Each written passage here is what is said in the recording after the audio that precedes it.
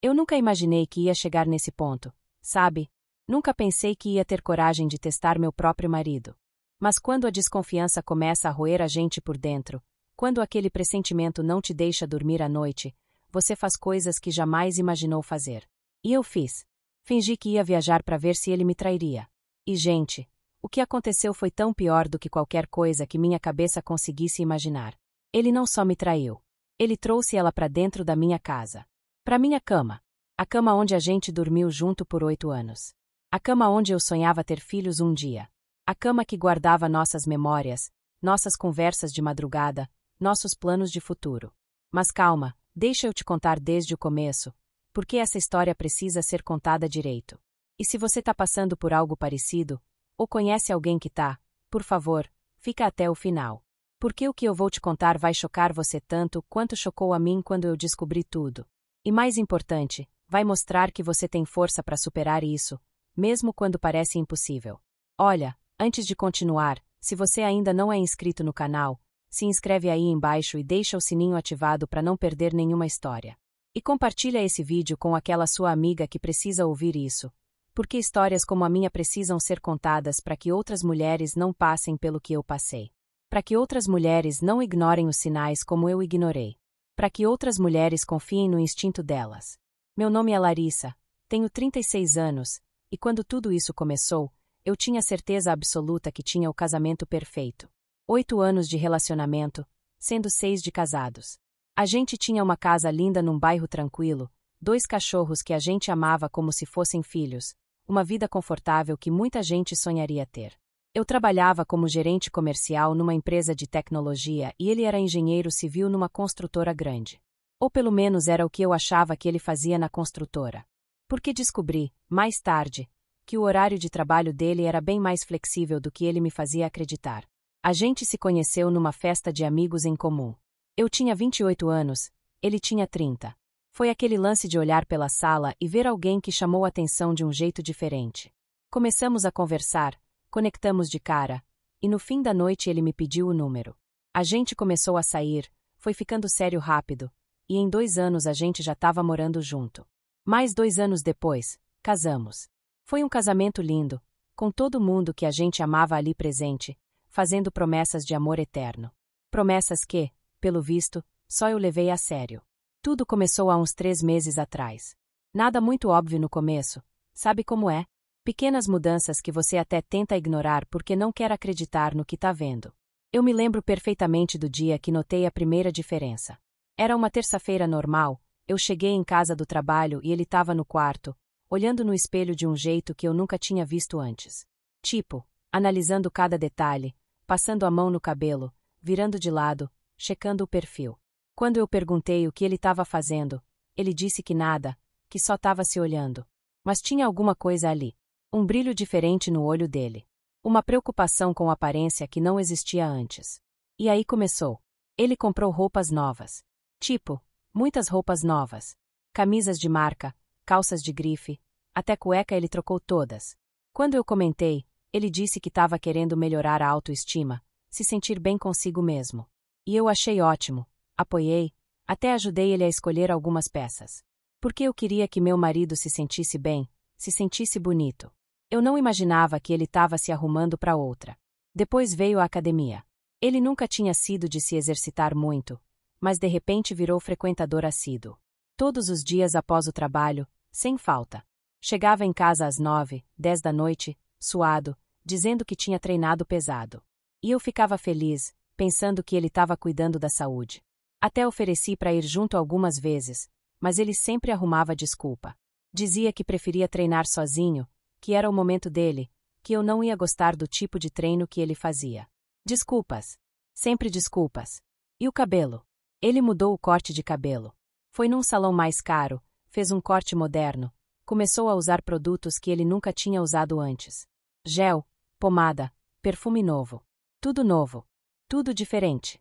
E quando eu elogiava, ele sorria de um jeito que eu não conseguia decifrar. Tipo, feliz, mas nervoso. Como se ele tivesse um segredo. E ele tinha. O maior segredo de todos. Mas sabe o que realmente mexeu comigo? O celular. Gente, o celular virou praticamente uma extensão do corpo dele. Ele não largava aquela coisa nem pra ir no banheiro. E eu tô sendo literal. Ele levava o celular pro banheiro. Levava pro chuveiro, deixando na beirada da pia. Dormia com o celular embaixo do travesseiro.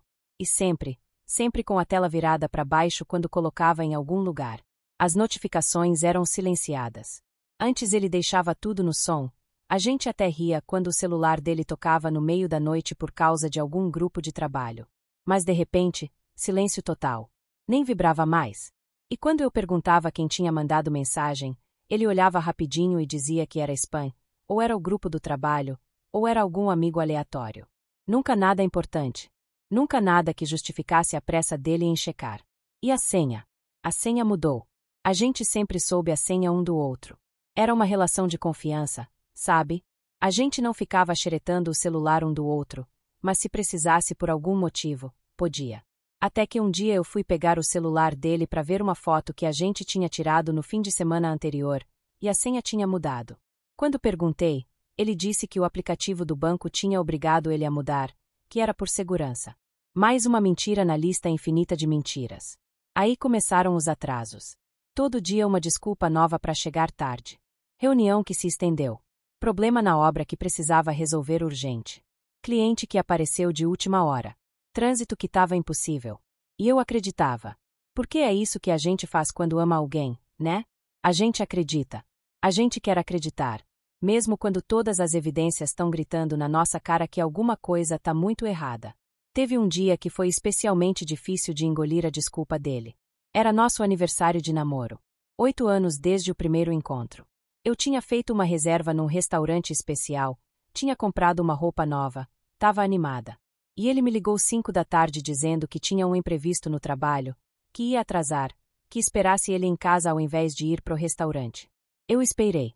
Esperei até meia-noite. Ele chegou 00:15, com uma desculpa pronta sobre um vazamento na obra, sobre ter que esperar o encanador, sobre 1000 coisas que eu nem prestei atenção direito porque eu estava ocupada demais tentando não chorar. E o perfume? Nossa, o perfume. Tinha dias que ele chegava em casa cheirando a perfume feminino. Um cheiro doce, floral, completamente diferente do perfume dele. Da primeira vez que isso aconteceu, eu comentei. E sabe o que ele disse? Que tinha abraçado uma colega de trabalho que estava comemorando uma promoção. Que ela tinha abraçado todo mundo da equipe. E de novo, eu quis acreditar. Porque a alternativa era acreditar que meu marido estava me traindo, e eu não estava pronta para enfrentar essa verdade. Mas aí teve aquele dia. Aquele dia que mudou tudo. Há 2 semanas atrás, eu estava usando o notebook dele porque o meu tinha dado problema, precisava reiniciar, e eu tinha uma apresentação importante no dia seguinte. O notebook dele estava ali na mesa, aberto, e eu só precisava acessar os arquivos que tinha mandado pro meu e-mail. Só isso. Nada invasivo, nada suspeito. Só resolver um problema de trabalho. Mas quando eu abri o navegador, o e-mail pessoal dele estava logado. E não era minha intenção ler. Juro que não era. Mas a primeira coisa que apareceu na tela foi uma conversa. Uma conversa com uma tal de Viviane. E o assunto era sobre hoje. Meu coração começou a bater mais rápido. Aquele pressentimento que eu tinha vindo ignorando por semanas de repente explodiu no meu peito. E eu cliquei. Abri a conversa. E comecei a ler. As mensagens não eram explícitas no começo. Eram conversas aparentemente inocentes. Sobre trabalho, sobre o dia, sobre coisas aleatórias. Mas tinha uma intimidade ali. Uma familiaridade que não era apropriada. Emojis de coração. Carinhas piscando. E quanto mais eu descia na conversa, mais pesadas ficavam as mensagens. Mais óbvio ficava que aquilo não era só amizade. Eles marcavam encontros. Nos vemos às 6. Pode ser no mesmo lugar. Mal posso esperar para te ver. E aí tinha as mensagens sobre mim. Sobre quando eu não estava em casa. Ela vai viajar no fim de semana. Vai ter tempo livre. E a resposta dele? Sim, ela vai na casa de uma amiga. A gente vai ter a casa só pra gente. A casa só pra eles. A minha casa. Eu travei. Literalmente travei ali sentada na frente daquele computador. Não conseguia mexer, não conseguia pensar, não conseguia respirar direito. Porque naquele momento, todas as peças do quebra-cabeça se encaixaram perfeitamente. As roupas novas. A academia. Os atrasos. O perfume. O celular. Tudo. Absolutamente tudo fazia sentido agora. E o pior mesmo, É que eu percebi o quão idiota eu tinha sido. O quão cega eu tinha escolhido ser. Eu desci mais nas conversas. Li semanas de mensagens. Vi fotos que eles trocaram. Nada explícito, mas fotos íntimas. Ela mandando foto de um vestido novo. Ele mandando foto dele na academia. Ela mandando emoji de fogo. Ele respondendo com emoji de coração. E no meio de tudo isso, eles rindo. Rindo de mim. Fazendo piadas sobre como eu era fácil de enganar. Sobre como eu nunca desconfiava de nada. Sobre como eles eram espertos e eu era ingênua. Tem uma mensagem específica que ficou gravada na minha cabeça. Foi ela quem mandou. E se ela descobrir? E a resposta dele? Ela não vai descobrir. Ela confia em mim demais. É quase fácil demais. Fácil demais. Eu era fácil demais de enganar. Porque eu amava ele. Porque eu confiava nele. Porque eu achava que a gente tinha algo especial. Mas para ele, eu era só um obstáculo conveniente que era fácil de contornar. Eu imprimi tudo. Cada conversa, cada mensagem, cada foto. Gastei quase uma resma inteira de papel. Mas eu precisava daquelas provas. Precisava ter certeza que não estava ficando louca, que não estava imaginando coisas. Guardei tudo numa pasta, escondi no armário do quarto de hóspedes, num lugar que ele nunca olharia. E então fiquei ali sentada, olhando para a parede, tentando processar o que tinha acabado de descobrir. Ele chegou em casa umas 2 horas depois. Eu tinha lavado o rosto, arrumado o cabelo, tentado parecer normal. Ele me cumprimentou com um beijo na bochecha, só na bochecha, já não me beijava direito havia semanas, e foi tomar banho. Eu fiquei ali na sala, ouvindo o chuveiro, imaginando quantas vezes ele tinha tomado banho para tirar o cheiro dela antes de vir para casa. Quantas vezes ele tinha me olhado nos olhos e mentido descaradamente. Quantas vezes ele tinha dormido do meu lado depois de ter estado com ela. Naquela noite, eu não consegui dormir.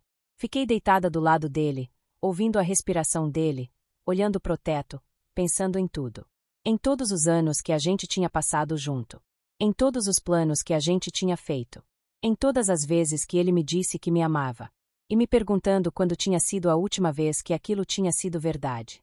Se algum dia tinha sido verdade. No dia seguinte, liguei para Fernanda. Ela é minha melhor amiga desde que a gente tinha 12 anos. A gente cresceu junto, passou por tudo junto, sabia tudo uma da outra. Eu contei para ela. Contei chorando, mal conseguindo formar frases direito. E ela ficou tão furiosa quanto eu estava destruída. Vem pra cá, ela disse. Vem passar uns dias aqui, a gente conversa direito, você precisa sair daí para pensar. Mas eu não podia ir. Não ainda. Porque eu tinha um plano. Passei o fim de semana inteiro planejando. Cada detalhe, cada passo, cada possível reação dele. Porque eu não ia simplesmente confrontar ele com as conversas que eu tinha encontrado. Não.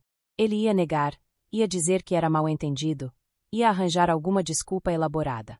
Não, eu precisava de mais que conversas. Eu precisava de provas visuais. Irrefutáveis. Inegáveis. Foi aí que pensei nas câmeras. Eu tinha visto uma matéria sobre câmeras de segurança residenciais pequenas, discretas, que você consegue monitorar pelo celular. E pensei, por que não? Se ele está trazendo ela para minha casa, se eles estão usando minha cama, meu sofá, minhas coisas, eu tenho todo o direito de saber. Eu tenho todo o direito de ter provas do que está acontecendo na minha casa. Na segunda-feira, fui numa loja de eletrônicos. Comprei 5 câmeras pequenas. Umas que pareciam relógio despertador, outras que pareciam porta-retrato, uma que parecia carregador de celular. Coisas que passariam despercebidas, que não levantariam suspeita. Gastei um dinheiro que eu não tinha planejado gastar, mas que valeria cada centavo se me desse as respostas que eu precisava. Na terça-feira, enquanto ele estava no trabalho, ou pelo menos era onde ele dizia que estava, eu instalei tudo. Coloquei uma câmera na sala, disfarçada de porta-retrato, com ângulo perfeito para pegar o sofá inteiro. Coloquei outra no quarto, num relógio despertador que ficava na cômoda, de frente para a cama. Uma na cozinha, num carregador de celular que ficava no balcão. Testei tudo no meu celular. Imagem perfeita, áudio limpo. Tudo funcionando perfeitamente. E eu me senti suja fazendo aquilo. Me senti como se eu tivesse fazendo algo errado. Mas eu não estava fazendo nada errado. Eu estava protegendo a mim mesma. Estava buscando a verdade na minha própria casa. E então chegou a quarta-feira. O dia que eu ia apresentar meu plano para ele. Fiz o jantar caprichado naquela noite. Lasanha, que era a comida favorita dele. Arrumei a mesa bonita, acendi velas, coloquei uma música ambiente. Quando ele chegou do trabalho, meia hora mais cedo que o normal, o que foi surpreendente, ele ficou surpreso com a cena. Qual é a ocasião? Ele perguntou, sorrindo. E eu, com o coração partido, sorri de volta e disse: nenhuma ocasião especial. Só queria fazer algo legal para você. A gente jantou. Conversou. Ele me contou sobre o dia dele, todas as mentiras do costume. E eu fingi acreditar em cada palavra. E quando a gente terminou de comer, enquanto tomávamos vinho na sala, eu soltei a bomba. Amor, eu preciso te contar uma coisa. A Fernanda me ligou hoje. É o aniversário de casamento dos pais dela no fim de semana, e ela me pediu muito para eu ir. Eu sei que é em cima da hora, mas seria só de sexta até domingo. Você se importa? E gente, a reação dele.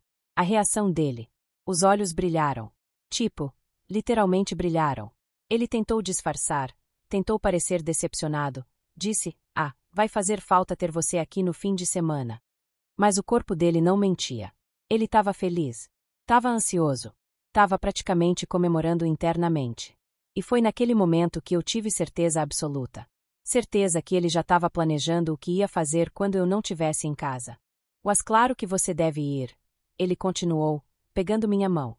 A Fernanda é sua melhor amiga. Você não pode perder isso. Eu fico bem aqui sozinho. Posso aproveitar para ver aqueles filmes que você não gosta. Pedir comida delivery. Relaxar. Relaxar. Ele ia relaxar. Com ela. Na minha casa. Na minha cama. E ele estava ali, segurando minha mão, olhando nos meus olhos, mentindo com tanta facilidade que me deu ânsia. Eu concordei. Disse que ia avisar a Fernanda, que ia arrumar as coisas, que ia sair bem cedo na sexta para aproveitar o dia lá. E ele, sempre solícito, ofereceu carona. Deixa eu te levar no terminal. A que horas você precisa estar lá? Eu disse que era cedo, umas 7 da manhã. Sem problemas, ele disse. Eu te levo antes de ir pro trabalho. Tão atencioso, tão prestativo, tão falso. Quinta-feira passou num borrão. Eu tava no piloto automático, fazendo as coisas mecanicamente. Arrumei minha mala, de verdade, com roupas de verdade, para não levantar suspeita. Separei documentos importantes, tirei joias de valor do quarto e escondi num lugar seguro. Porque eu não sabia o que esperar. Não sabia se ele ia trazer ela só para um encontro, ou se ia aproveitar para fazer alguma coisa mais extrema. E eu não ia arriscar minhas coisas de valor. Naquela noite, a última noite antes do teste, eu fiz um esforço consciente para gravar cada detalhe. A forma como ele assistia TV no sofá. A forma como ele ria de alguma piada do programa. A forma como ele me dava boa noite antes de dormir. Porque eu sabia, mesmo sem ter visto ainda, que aquela era a última noite que eu ia olhar para ele como meu marido. Depois daquele fim de semana, não importava o que acontecesse, tudo ia ser diferente. Sexta-feira de manhã chegou rápido demais. Acordei às 6, tomei banho, me vesti. Coloquei uma calça jeans e uma blusa confortável. Prendi o cabelo. Não me maquiei muito. Queria parecer alguém que estava indo passar um fim de semana casual na casa de uma amiga. Ele acordou junto, se arrumou rapidinho, pegou as chaves do carro. Pronta? Ele perguntou, pegando minha mala. E eu, respirando fundo, respondi: pronta. A viagem até o terminal foi estranha. Ele estava animado demais para 7 da manhã de uma sexta-feira. Falando sobre os planos dele pro fim de semana. Mentiras, todas mentiras.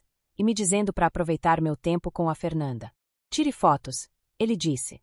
Quero ver como estava a festa. Mais atuação. Mais fingimento. Mais teatro para manter a farsa. Chegamos no terminal. Ele saiu do carro, me ajudou com a mala, me deu um abraço. Um abraço que não tinha calor, não tinha amor. Era mecânico, era obrigatório. E então me deu aquele beijo na bochecha. Qualquer coisa me liga, ele disse. Te amo. Te amo. 2 palavras que costumavam significar tudo, e que naquele momento eram completamente vazias. Eu também. Eu menti. Porque naquele ponto, eu já tinha virado uma mentirosa também. Mas era mentira justificada. Era mentira para descobrir a verdade. Entrei no terminal. Olhei para trás e vi ele entrando no carro, já pegando o celular. Já mandando mensagem para ela, com certeza. Esperei ele sair completamente do estacionamento. E então saí. Saí pela porta lateral, peguei um táxi que já estava esperando, eu tinha combinado antes, e fui direto pro apartamento onde ia passar o fim de semana. Um apartamento pequeno, de uma conhecida da Fernanda que tinha viajado, a uns 20 minutos da minha casa. Perto o suficiente para eu poder ir até lá se precisasse. Longe o suficiente para eu não ser vista por ninguém que conhecesse. Cheguei no apartamento às 8 da manhã. Destranquei a porta com a chave que a Fernanda tinha me dado. Entrei, tranquei tudo atrás de mim. O lugar era simples, mas confortável. Um sofá, uma TV, uma cozinha pequena. Mas eu não estava ali para conforto. Eu estava ali para descobrir a verdade. Sentei no sofá, peguei meu celular, abri o aplicativo das câmeras. E esperei. Não precisei esperar muito. Às 9h30 da manhã, eu vi movimento na câmera da sala. Ele tinha chegado em casa. Mais cedo do que eu esperava. Muito mais cedo. Ele entrou, jogou as chaves do carro no aparador da entrada, o mesmo lugar onde ele sempre jogava, e foi direto pro quarto. Pela câmera do quarto, eu vi ele trocando de roupa. Colocando uma roupa mais bonita, mais arrumada. Passando perfume. Arrumando o cabelo. Se preparando para ela. E então ele pegou o celular. Ficou digitando por alguns minutos, claramente mandando mensagens. E eu sabia para quem. Sabia que ele estava combinando os últimos detalhes com ela. Confirmando que eu tinha ido embora, que a casa estava livre, que eles podiam fazer o que quisessem. Meu estômago embrulhou. Minha cabeça doía. Mas eu não podia desviar o olhar. Ele saiu do quarto e foi para a cozinha. Pegou o vinho que a gente guardava para ocasiões especiais. Colocou na geladeira para gelar. Pegou taças. 2 taças. Deixou tudo preparado no balcão. Estava literalmente preparando um cenário romântico. Na minha cozinha. Com minhas coisas. Pro encontro dele com outra mulher. A audácia. A absoluta audácia disso tudo. Voltou para a sala. Arrumou as almofadas do sofá. Ajustou as cortinas. Verificou se estava tudo em ordem. E eu percebi que aquilo não era a primeira vez. Aqueles movimentos eram muito naturais, muito automáticos. Ele sabia exatamente o que fazer, onde colocar as coisas, como preparar o ambiente. Quantas vezes ele tinha feito isso antes? Quantas vezes, enquanto eu estava no trabalho ou visitando minha mãe ou fazendo qualquer coisa, ele tinha trazido ela para minha casa? Às 10h15, a campainha tocou. Eu vi pela câmera da sala ele indo até a porta. Arrumando o cabelo uma última vez, respirando fundo. E então abrindo a porta. E lá estava ela. Viviane. A mulher das fotos, das conversas, das mensagens. Ela era mais nova que eu, devia ter uns 25, 26 anos. Loira. Ele sempre disse que não gostava de loiras, mais uma mentira. Magra, alta, usando um vestido vermelho curto e um salto alto que parecia desconfortável. Mas ela não parecia desconfortável. Ela parecia confiante. Parecia em casa. Eles se beijaram ali na porta. Um beijo longo, intenso, do tipo que deixa claro que eles já se conhecem intimamente há um tempo. E então ele a puxou para dentro, fechou a porta, e eles foram direto para a sala. Ela jogou a bolsa no sofá, no meu sofá, e ele foi buscar o vinho. Voltou com as taças, serviu, brindaram. A que exatamente? Ao sucesso de me enganar. Ao fim de semana livre que iam ter. Eu não conseguia ouvir o que eles diziam, mas conseguia ver a intimidade entre eles. A forma como ela tocava o braço dele. A forma como ele passava a mão na cintura dela. Não era algo novo. Era familiar. Era confortável. Era nojento. Eles ficaram na sala por uns 20 minutos. Conversando, rindo, bebendo vinho. Ela mostrou algo no celular dela e os dois riram.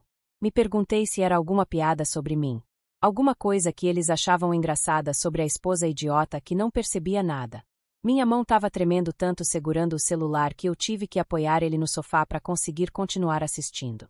E então eles começaram a se beijar. Ali no sofá onde eu sentava todo dia. Onde eu assistia filmes, onde eu lia livros, onde eu às vezes cochilava nos domingos à tarde. Ele a puxou para cima dele, as mãos dela no cabelo dele, as mãos dele, eu não consigo descrever. Era íntimo demais. Era pessoal demais. Era tudo errado. E mesmo assim eu não conseguia parar de olhar.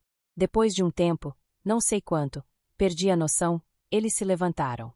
E eu sabia para onde iam. Meu corpo inteiro ficou tenso. Meu coração batia tão forte que eu conseguia ouvir nos meus ouvidos. E eles foram. Foram pro meu quarto. Ele abriu a porta, deixou ela entrar primeiro. Como um cavalheiro. Como se aquilo fosse normal. Como se aquilo fosse certo. O que aconteceu depois eu não vou descrever.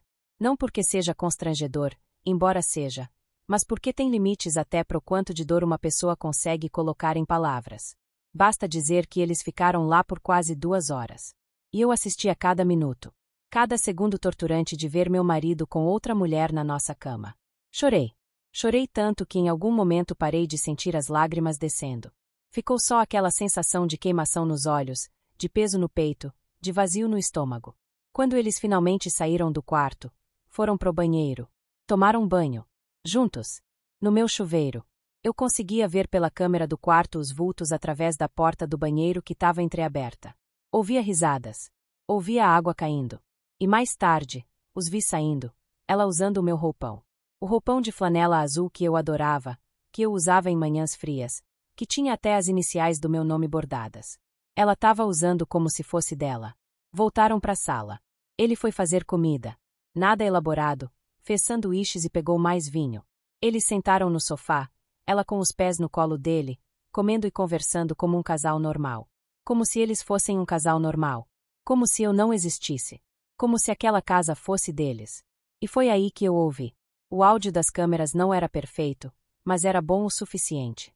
Ela perguntou: "Você acha que ela suspeita de alguma coisa?" E ele riu. Riu. E respondeu: Não. Ela é muito ingênua. Muito confiante.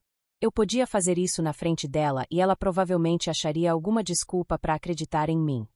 Ela riu também. "Que sortudo você é, então." "É", ele disse. "É quase fácil demais." Foi nesse momento que algo mudou dentro de mim. A tristeza virou raiva. A dor virou determinação. Porque eu percebi que ele não sentia culpa nenhuma. Não sentia remorso. Ele achava que eu era idiota. Achava que podia continuar fazendo aquilo indefinidamente. Achava que tinha controle total da situação. E eu ia mostrar para ele o quão errado ele estava. Levantei do sofá. Precisava andar, respirar, pensar. Fui até a cozinha do apartamento, peguei água. Tentei acalmar meu coração que parecia que ia sair pela boca. Liguei para Fernanda. Eu disse assim que ela atendeu. Vi tudo. Ele trouxe ela para casa. Para nossa cama. E eles riram de mim. Me chamaram de ingênua. Disseram que era fácil me enganar. Fernanda ficou em silêncio por um momento. Depois falou, com uma voz controlada mas cheia de raiva. "Ok. Agora você precisa pensar com frieza. Não volta para lá agora. Não faz escândalo. Você tem as provas. Você tem tudo o que precisa. Agora você espera o momento certo e destrói ele." E ela estava certa. Eu não ia confrontar no calor do momento. Eu ia esperar. Ia planejar. Ia fazer isso direito. Voltei pro sofá. Voltei a assistir. E eles continuaram a vida deles como se nada. Assistiram TV. Ele fez pipoca. Ela deitou no colo dele. Eles tiraram fotos. Dele beijando a bochecha dela fazendo carinha pra câmera.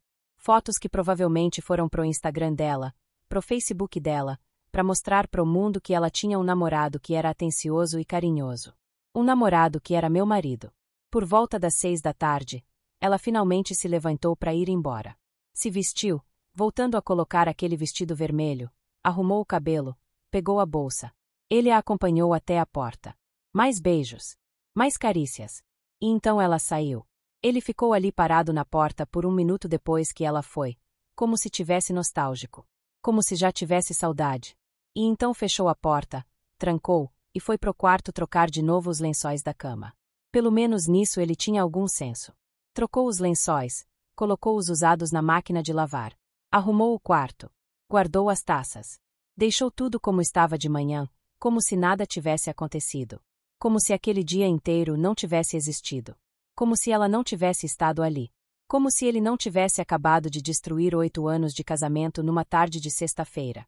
E então, às 7h15, meu celular tocou. Era ele. Respirei fundo 3, 4, 5 vezes antes de conseguir atender. "Oi, amor", ele disse com aquela voz doce, casual. "Chegou bem? Tá tudo certo aí na casa da Fernanda?" E eu, engolindo toda a revolta, toda a raiva, toda a vontade de gritar, respondi: "Sim, cheguei bem. Foi tranquilo." A gente conversou por uns 15 minutos. Ele perguntou sobre a viagem, sobre a festa, sobre a Fernanda. Eu respondi tudo no piloto automático, inventando detalhes, criando uma narrativa que nunca existiu. E ele acreditou. Acreditou porque ele me achava fácil de enganar. Me achava previsível. Me achava controlada. E por enquanto, eu ia deixar ele pensar isso. Por enquanto. Saudades, ele disse antes de desligar. Te amo. E eu, forçando um tom de voz carinhoso, respondi, eu também. A última vez que eu ia dizer aquelas palavras para ele. A última vez que eu ia fingir que ainda tinha algo entre a gente. Porque depois daquele fim de semana, nunca mais. Nunca mais eu ia mentir por ele. Nunca mais eu ia proteger ele. Nunca mais. Passei a noite inteira acordada. Não tinha como dormir. Cada vez que fechava os olhos, via as imagens do dia. Via ele com ela. Ouvia as risadas. Ouvia eles me chamando de ingênua. E planejava. Planejava cada passo do que ia fazer. Como ia confrontar. O que ia dizer. O que ia exigir. Porque ele ia pagar. Ia pagar caro por cada mentira, por cada traição, por cada segundo que passou com ela na minha casa. Sábado amanheceu. Eu estava exausta, com olheiras profundas, mas não importava. Peguei o celular, abri o aplicativo das câmeras de novo. E lá estava ele, dormindo na cama. Sozinho dessa vez. Por enquanto. Porque eu sabia que ela ia voltar. Sabia que ele não ia desperdiçar um fim de semana inteiro livre. Ele ia aproveitar cada minuto que tinha. E eu estava certa. Ao meio-dia, a campainha tocou de novo. E lá estava ela. Mesmo vestido vermelho, mesmo salto alto. Como se fosse um uniforme. Como se ela tivesse se arrumado especialmente pro papel diamante. Ele abriu a porta, puxou ela para dentro, e a cena de ontem se repetiu. Sala, cozinha, quarto. Sempre a mesma ordem. Sempre a mesma rotina. Como um ritual profano que acontecia na minha casa sem eu saber. Dessa vez eu não chorei. Não tinha mais lágrimas. Só tinha raiva. Uma raiva fria, calculada, que queimava por dentro mas não explodia por fora. E eu comecei a fazer ligações. A primeira foi para uma advogada. Não qualquer advogada, mas a advogada de divórcio da cidade. Aquela que tinha fama de ser implacável, de não deixar nada passar, de lutar até o fim pelos direitos das clientes. Marquei reunião para segunda-feira, 1h. Depois liguei pro banco. Confirmei todos os valores, todas as contas, tudo que estava no meu nome. A casa estava no meu nome, eu tinha comprovante de que tinha dado toda a entrada sozinha antes de casar. O carro estava no meu nome. A conta principal estava no meu nome. Ele não tinha direito a nada. E ele ia descobrir isso da pior forma possível. Ela ficou o dia inteiro. O dia inteiro de novo. Saiu só às 7 da noite, beijou ele na porta como se fossem um casal se despedindo depois de um fim de semana romântico. E eu assisti tudo. Cada minuto. Cada segundo. Documentando mentalmente cada detalhe que eu ia usar contra ele.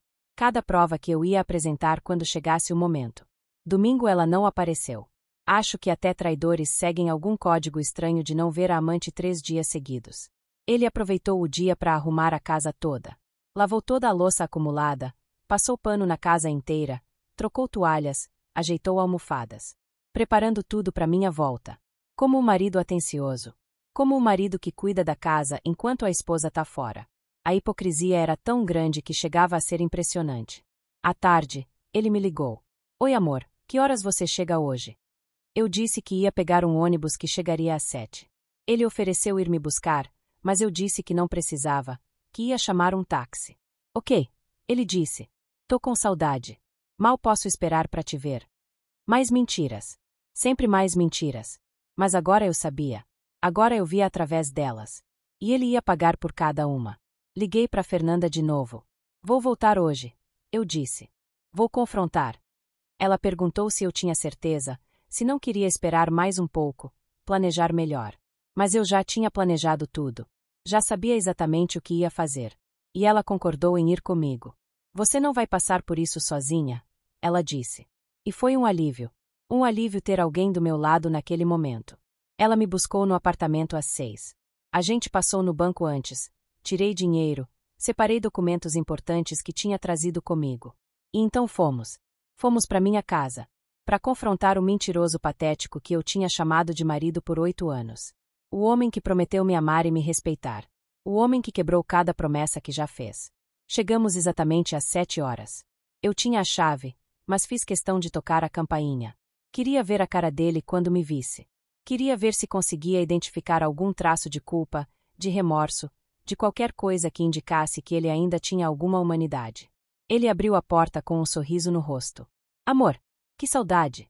E foi dar um passo na minha direção quando viu a Fernanda atrás de mim. A expressão dele mudou. Surpresa, depois confusão, depois um nervosismo mal disfarçado. Fernanda. Oi. Que surpresa. Ele olhou de mim para ela, tentando entender o que estava acontecendo. Entra, entra. Fica à vontade. Sempre educado. Sempre o anfitrião perfeito. Mesmo quando estava prestes a ter sua vida destruída. Entrei. Coloquei minha mala no chão do hall. Olhei ao redor. A casa estava impecável. Ele tinha arrumado tudo mesmo. Apagado qualquer evidência física de que ela tinha estado ali. Mas ele não podia apagar as câmeras. Não podia apagar as provas que eu tinha. Não podia desfazer o que já tinha sido feito. Precisamos conversar, eu disse. O tom da minha voz deve ter alertado ele de que algo não estava certo, porque o sorriso dele desapareceu. Conversar sobre o quê? Aconteceu alguma coisa na viagem. Ele tentou parecer preocupado. Tentou parecer o marido carinhoso. Mas eu conseguia ver através da máscara agora. Conseguia ver o mentiroso por baixo. Eu me aproximei dele. Devagar. Olhando direto nos olhos dele. E disse, com uma calma que eu nem sabia que tinha. Eu não fui viajar. O silêncio que se seguiu foi absoluto. Consegui ver o momento exato em que o cérebro dele processou o que eu tinha dito. Os olhos arregalaram. O rosto ficou pálido. As mãos começaram a tremer levemente. Como assim não foi viajar? Ele tentou rir. Tentou fazer parecer que eu estava brincando. Eu te deixei no terminal na sexta. E eu voltei. Eu interrompi. Voltei e fiquei num apartamento perto daqui. E passei o fim de semana inteiro assistindo você. Peguei meu celular. Abri o aplicativo das câmeras. Virei a tela para ele. Mostrei a sala onde a gente estava. Ao vivo. Em tempo real. Ele ficou em choque. Literalmente congelou ali parado, olhando para o celular, tentando processar o que estava vendo. Você me espionou. Foi a primeira coisa que conseguiu dizer. E a audácia dessa afirmação quase me fez rir. Ele me traiu por meses, trouxe outra mulher para minha casa, para minha cama, e o problema era eu ter descoberto. Espionei. Eu confirmei. E vi tudo. Vi você com a Viviane. Vi vocês na sala, na cozinha, no quarto. Vi vocês na minha cama. Ouvi vocês rindo de mim. Ouvi você me chamando de ingênua. Ouvi você dizendo que eu nunca descobriria. Minha voz estava firme. Não tinha lágrima. Não tinha fraqueza. Só tinha fúria controlada. Ele tentou falar. Abriu a boca, fechou, abriu de novo. Palavras desconexas saíam. Eu posso explicar. Mas eu ergui a mão. Não. Você vai me ouvir agora. Não vai falar. Não vai se explicar. Não vai mentir mais. Você vai me ouvir. E ele ouviu.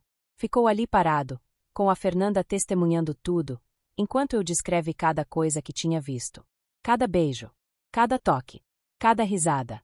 Cada segundo que eles passaram na minha casa. E vi a expressão dele mudar conforme eu falava. De choque para vergonha para desespero. Porque ele percebeu. Percebeu que não tinha como negar. Não tinha como inventar desculpa. Não tinha saída. Quando terminei, ele caiu de joelhos. Literalmente caiu de joelhos no chão da sala e começou a chorar. Não lágrimas pequenas. Soluços intensos, desesperados. Por favor, ele implorou. Por favor, me perdoa. Foi um erro. Eu fui fraco. Eu te amo. Ela não significa nada. Por favor, não faz isso. A gente pode superar isso. A gente pode. Não, eu disse. Uma palavra simples. Definitiva. Não vamos superar nada. Não vou perdoar nada. Não tem mais nós. Acabou. Você acabou com isso. Você trouxe outra mulher para minha casa. Para minha cama. Você riu de mim. Você me chamou de ingênua. De fácil de enganar. Você não sente remorso. Você só sente remorso por ter sido pego. Ele continuou implorando. Prometendo mudar. Prometendo terminar com ela. Prometendo nunca mais mentir. Todas as promessas vazias que todo traidor faz quando é confrontado. Mas eu não queria ouvir. Não acreditava em mais nada que saísse daquela boca. Você vai sair da minha casa, eu disse. Agora. Vai pegar suas coisas e vai sair da minha casa agora. Mas é a nossa casa, ele tentou argumentar. Eu tenho direito. E foi aí que peguei os documentos da minha bolsa. Os documentos que comprovavam que a casa estava inteiramente no meu nome. Que eu tinha dado a entrada sozinha. Que as parcelas saíam da minha conta. Você não tem direito a nada, eu disse, jogando os papéis na direção dele. A casa é minha. O carro é meu. Tudo que realmente importa aqui é meu. E segunda-feira você vai receber os papéis do divórcio. A cor sumiu do rosto dele. Ele pegou os documentos. Leu. Releu. E percebeu que era verdade. Que ele realmente não tinha direito a nada. Que eu tinha tudo documentado, tudo provado. Que ele ia sair daquele casamento exatamente como entrou, sem nada. Ele tentou ganhar tempo.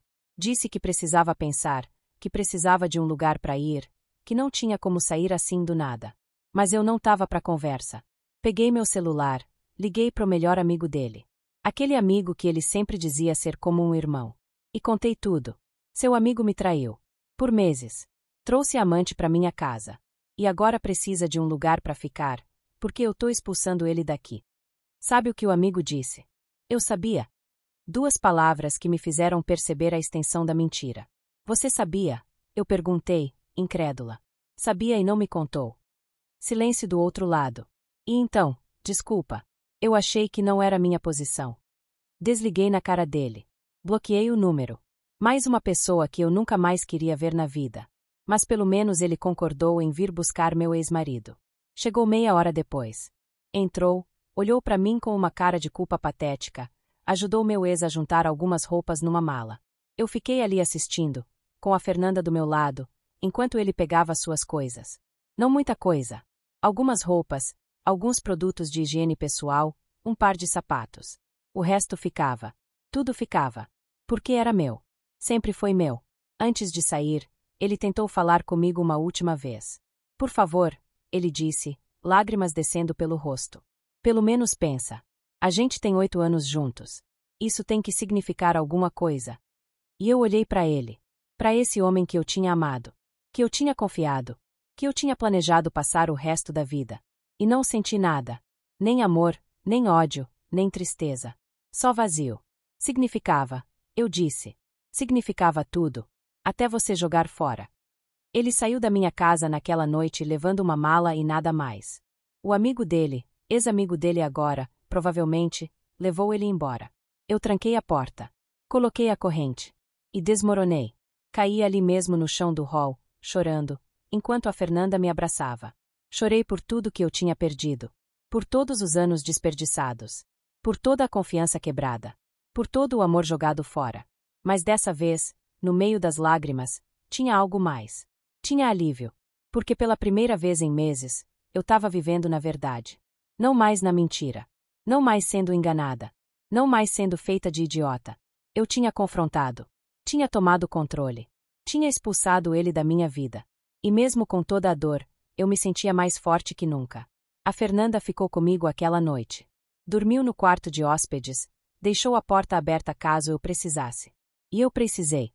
Acordei no meio da noite com um ataque de pânico, o coração disparado, pensando em tudo que tinha acontecido. Ela veio, ficou comigo, conversou até eu me acalmar. Você foi muito forte, ela disse. Você fez a coisa certa. E eu sabia que era verdade. Mesmo não parecendo. Segunda-feira de manhã, fui na advogada como planejado. Cheguei no escritório dela às 8 em ponto. Era um lugar sofisticado, com uma recepcionista educada e uma sala de espera confortável. Ela me recebeu pessoalmente, me levou para a sala dela, ofereceu café. E então pediu para eu contar tudo. Do começo ao fim. Cada detalhe. Cada prova. Mostrei tudo para ela. Os e-mails que tinha imprimido. Os vídeos das câmeras, não os explícitos, mas os suficientes para provar a traição. As conversas entre eles. Tudo. Ela assistiu, leu, analisou.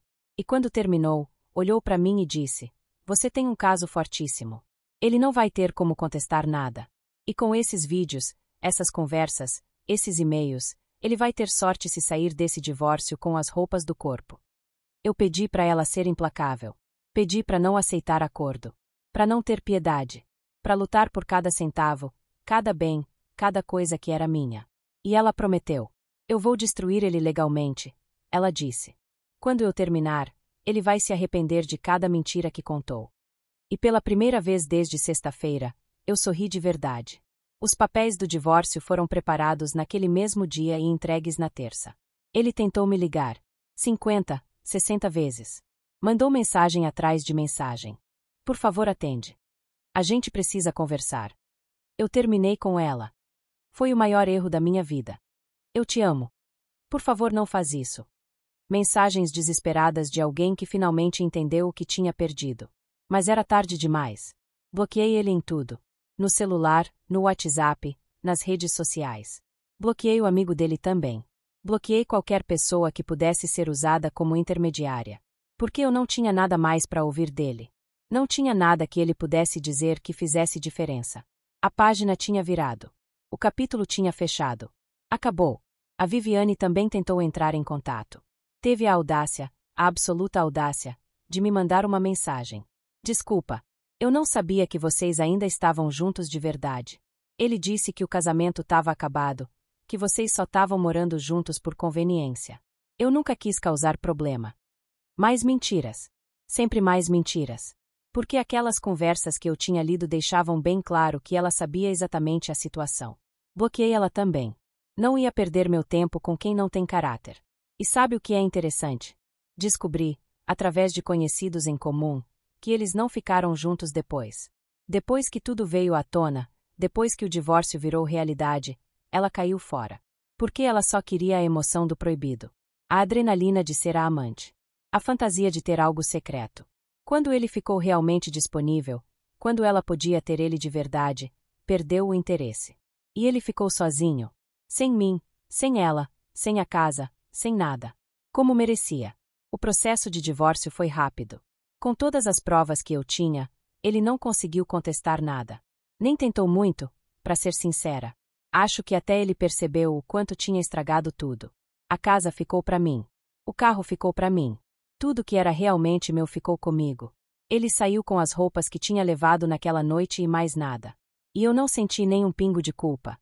Hoje, 3 meses depois de tudo isso, eu tô numa fase completamente diferente da minha vida. O divórcio foi oficializado.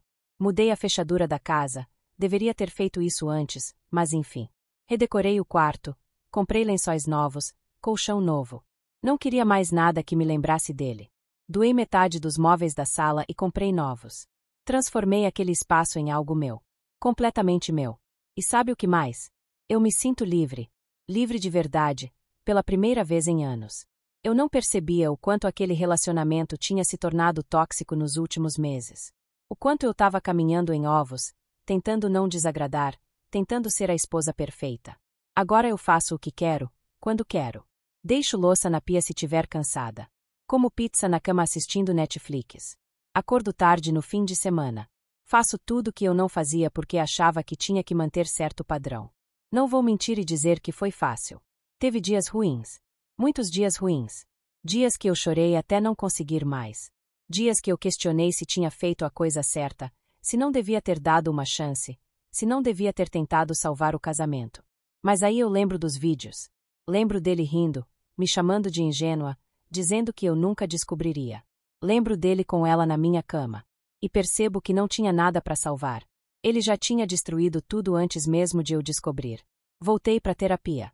Era algo que eu tinha feito anos atrás, por outros motivos, e tinha parado quando casei. Mas agora eu precisava. Precisava de ajuda profissional para processar tudo, para lidar com a traição, com a mentira, com a quebra de confiança. E tá ajudando. Tá me ajudando a ver que nada disso foi minha culpa. Que eu não fiz nada de errado. Que o erro foi todo dele. Comecei a academia também. Não por ele, não para ficar bonita para ninguém. Mas por mim. Porque eu percebi que tinha negligenciado minha saúde nos últimos anos. Tinha deixado de fazer coisas que gostava porque estava muito focada em ser a esposa perfeita. Agora eu faço por mim. E tá sendo libertador. Cada quilo que perco, cada músculo que ganho, não é para agradar ninguém. É só para mim. Saí mais com minhas amigas. Redescobri amizades que tinha deixado de lado porque ele não gostava muito de ir em certos lugares, ou porque a gente sempre priorizava programas de casal. Agora eu vou onde quero, fico quanto tempo quero, me divirto sem culpa.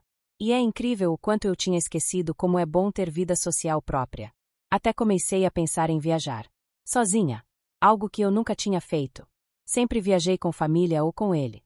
Mas agora eu quero viajar sozinha. Conhecer lugares novos, conhecer gente nova, ter experiências novas. Sem ter que considerar o que outra pessoa quer fazer, onde outra pessoa quer ir.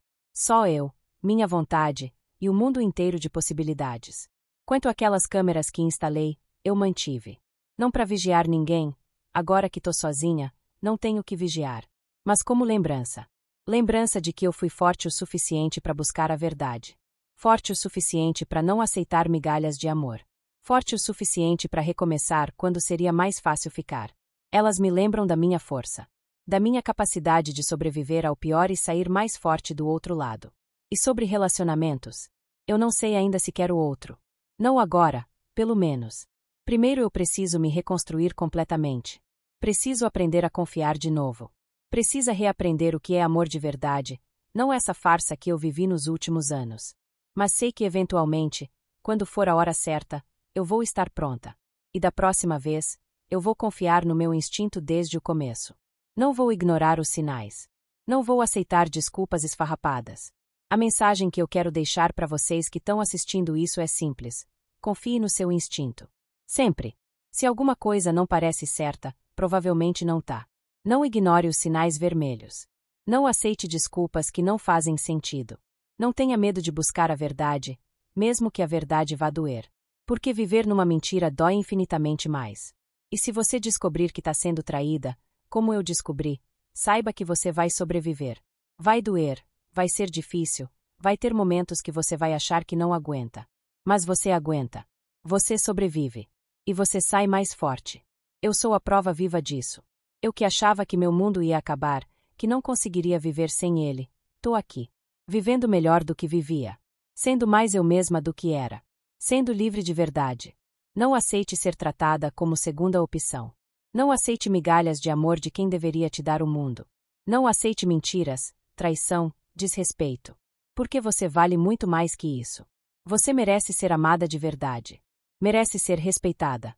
Merece ser a primeira escolha, a única escolha. E se a pessoa que tá com você não consegue te dar isso, então ela não merece você. E sim, vai doer deixar. Vai doer recomeçar. Vai doer admitir que perdeu tempo, que investiu amor em quem não valia. Mas sabe o que dói mais? Ficar. Ficar e continuar sendo enganada. Ficar e continuar sendo desrespeitada. Ficar e perder mais tempo, mais amor, mais energia em quem não merece. Então dói de uma vez. Dói, chora, se desespera. Mas depois levanta, sacode a poeira, e segue. Porque você é forte. Você é capaz. Você merece mais. Então é isso, gente. Essa foi minha história. A história de como fingi que ia viajar para testar meu marido, e ele trouxe a amante para minha cama. De como peguei ele no flagrante através de câmeras escondidas. De como confrontei, expulsei, e tomei o controle da minha vida de volta. Foi a experiência mais dolorosa da minha vida. Foi. Mas também foi a mais libertadora. Porque me mostrou que eu sou muito mais forte do que imaginava. Se você chegou até aqui, muito obrigada por me ouvir. Sei que é uma história longa, pesada, difícil de digerir. Mas histórias como essa precisam ser contadas. Porque tem muita mulher por aí passando pela mesma coisa. Ignorando os mesmos sinais. Acreditando nas mesmas mentiras. E se a minha história puder ajudar uma pessoa a abrir os olhos, a confiar no instinto, a buscar a verdade, já valeu cada palavra. Não esquece de se inscrever no canal se ainda não é inscrito. Ativa o sininho para não perder nenhum vídeo. Deixa seu like se você gostou da história. E compartilha com aquela amiga que precisa ouvir isso. E me conta nos comentários, você já passou por alguma situação parecida? Como você lidou? Vamos criar uma rede de apoio aqui, porque ninguém merece passar por isso sozinha. Um beijo enorme no coração de cada uma de vocês. Obrigada por me ouvir, por me apoiar, por estar aqui. Vocês são incríveis. E lembrem-se sempre, vocês são fortes, são capazes, são merecedoras de amor verdadeiro. Não aceitem menos que isso. Nunca! Até o próximo vídeo.